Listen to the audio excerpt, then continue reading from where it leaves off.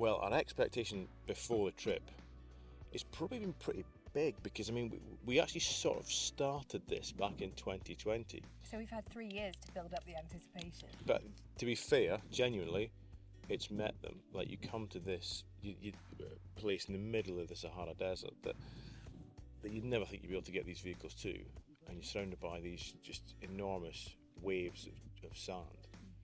It's pretty spectacular. It is, it's really special.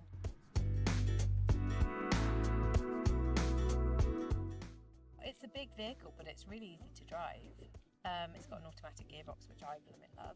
The roads have been both, like, the quality of them really good, apart from a few patches here and there, and obviously the end bit in the desert. But also, like, the views have been spectacular. It's been driving some of them up into the high Atlas around these really tight, winding roads, following the caravans up these mountainsides, up above the snow line. It's been quite incredible.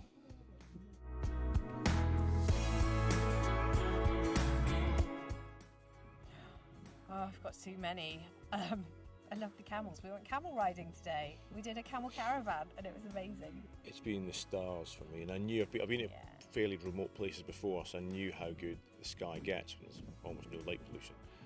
And the stars in the desert are world class.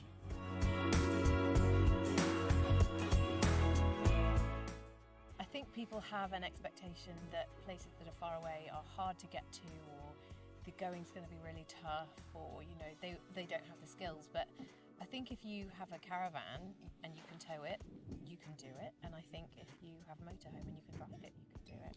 Yeah, I mean, certainly the caravan and motorhome specifically lend themselves to something like this more so than other forms of camping, because they're self-contained. Some of the campsites, in inverted commas, the closer you get to the Sahara, become a lot more sort of rustic and basic, which is part of the charm.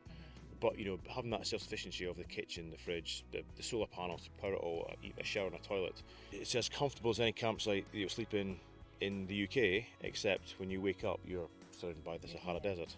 I would say one thing though, and that is, if you're coming into the desert, if you are that intrepid, which is amazing, I would get a guide, because I think that you don't just want to head in not knowing where you're going. You might hit a patch of sand. So come prepared, get a guide, but do it.